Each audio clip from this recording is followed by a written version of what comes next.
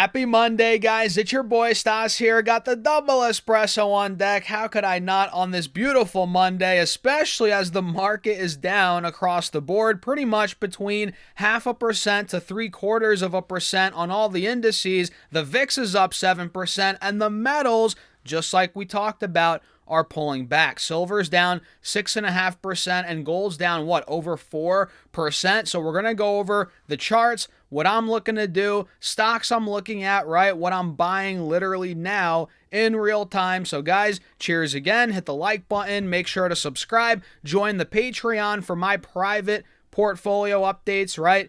Private Discord as well. All of that is linked down below, pinned in the comments, or go to stassurfest.com/Patreon. And now let's dive into it. So again, it's Monday and we're starting off the week red, which I'm not too surprised considering the futures were gapping down last night. Not too much, but they were slightly in the red last night. I'm sure you guys saw that, and that bled into, obviously, this morning, as again, we're down across the board, and SPY seems like it's coming down towards the moving averages on the 4-hour chart at about 680, 685. It looks like that's where we'll find support, and the crazy thing is, guys, yeah, we're down on the day, but we just literally hit all-time highs on Friday on SPY. We hit 691.66.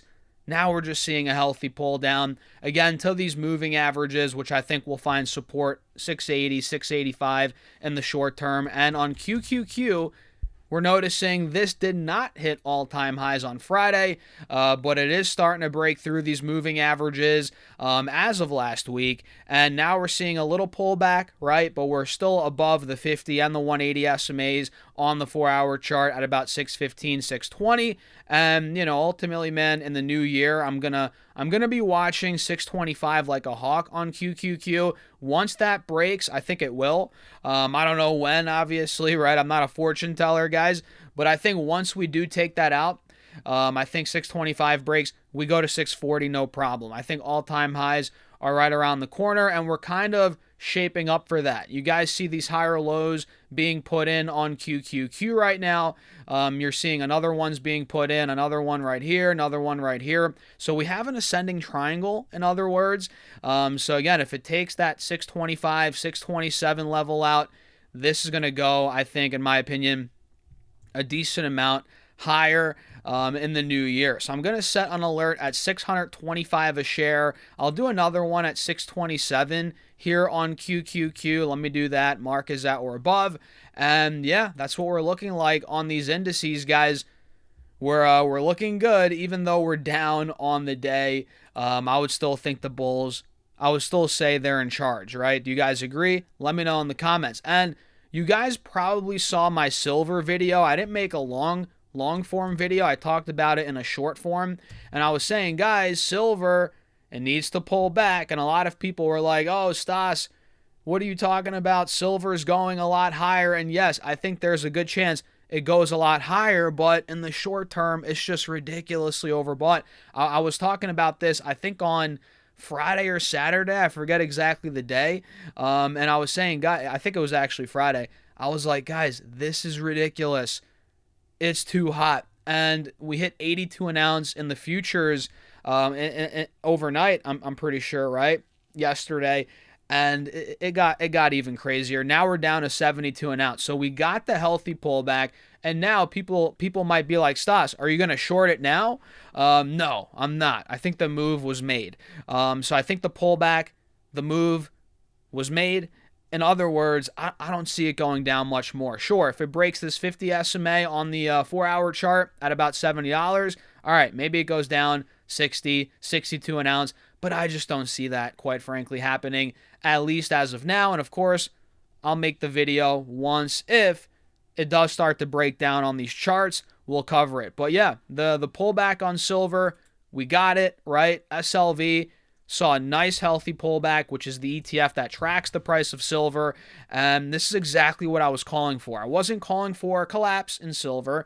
I was just calling for a pullback, and we got it. Now, again, like I said, I don't think we're going much lower here. I think the move was made. And if anything, I might consider hopping in long here, whether it's with calls, SLV shares. We'll see. Of course, I'll keep you guys updated, especially if you're in my Patreon. You get, like I said, all my moves, private Discord, charts and ideas throughout the week. That's linked down below, also pinned in the comments if you want to join. So, yeah, quick rundown there on silver. Gold's obviously down as well, which gold also needed a pullback. We hit 45.85, I think, on Friday, or maybe that was last night. And, yeah, you know, with that move, we took out the double top from back in October. That was the all-time high back then, 4,400 roughly. So we took that out. Now we're cooling off. We're right around the 180 SMA here on gold, so I actually like this pullback on gold. I'm eyeing up GLD here, which is the same thing as SLV, right? But it tracks, instead of silver, obviously it tracks gold. So GLD and SLV both are looking attractive here. I'm not going to go too deep into the metals in this video, but the story is still there, especially when it comes to silver, right? Supply deficit, industrial demand going through the roof, right? A lot's going on when it comes to these metals, and they're interesting, no doubt. And when it comes to other stocks, you know, some stocks I'm looking at, charts I'm eyeing up. For me today, guys, I bought more Mercado Libre, MELI, which I've been buying. You guys know for the last 2-3 weeks at this point, I've slowly been building out my Mercado Libre position into the new year. This stock's at about $2,000 right now a share. I bought some more this morning, I think at about 2012 roughly.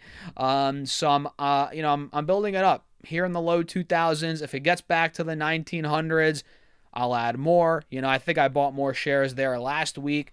So yeah, Mercado Libre, not only is it a great growth company, the valuation's attractive like we've covered before, but the charts look phenomenal. Look at the 3-year chart heading into the new year. I mean, you can't complain about this pullback all while maintaining the uptrend. You know, this is clearly an entry point, in my opinion. Even as a swing trade, it looks great as a trade. And it so happens to be that the fundamentals are very strong as well. They're growing like crazy. I think they've grown 30%. I'm pretty sure for 20, how many quarters in a row? Like almost 30 quarters in a row, they've grown 30% year over year. I mean, guys, that is insane. And they're trading at a good valuation for the growth. So I like Mercado Libre here. I've made a video on them before. We're not going to go too deep into the company, but yeah, I'm adding shares here. We're down 25-30% from all-time highs. I think that's an opportunity, and I think it could go lower, which means an even bigger opportunity. So Mercado Libre is the only stock that I've bought today, guys, to be quite honest, and I'm not really looking to buy any more quite yet in terms of other stocks. But yeah, you know, into the new year, I'm really focusing on Mercado Libre, Amazon, Toast. Toast is another stock that I've been buying. I might add more this week. We'll see. But I think Toast will do well in the new year. So when it comes to my top couple of holdings, man, it really comes down to Amazon, Meta. Meta's another one that I built out after their earnings collapse a couple weeks ago. At this point, 2 months ago almost. I think they're going to do well in the new year. So I like Meta. I like Amazon. I'm really liking Mercado Libre and Toast. Those are four that, you know, on the growth side that I like. And of course, I have other stocks that I'm holding, some dividend payers, a couple ETFs here and there, but that's pretty much it, guys. It's a red day. Stocks are getting hit. It's not too pretty out there, but it's not a disaster either. We just hit all-time highs on the S&P 500. Man, I'll take that, especially in a holiday week, especially as the year is wrapping up. What more could you ask for? Maybe we didn't get the classic Santa Claus rally. We didn't get it, I guess. I mean, hey, there's a chance we still might get it in the next day or two. But who cares? At the end of the day, who cares? If anything, it's setting us up nicely for the new year, right? I think ultimately stocks are going to do well in the new year. Maybe not right off the bat. It might be a little shaky early January, but I think we're going to have a good year. I think we're setting ourselves up nicely. rate cut environment, new feds coming in, the economy, it's arguably a little shaky, but I think it gets better. I think we're heading in a decent spot. So what do you guys think? I could be wrong. Maybe I'm an idiot. Maybe we crash. Who knows? But let me know in the comments your thoughts. Hit the like button, subscribe. Feel free to join the Patreon again for my portfolio updates, private Discord. Link down below, pinned in the comments, or go to StockSurfS.com/Patreon. And with that being said, cheers. I'll see you all in the next video.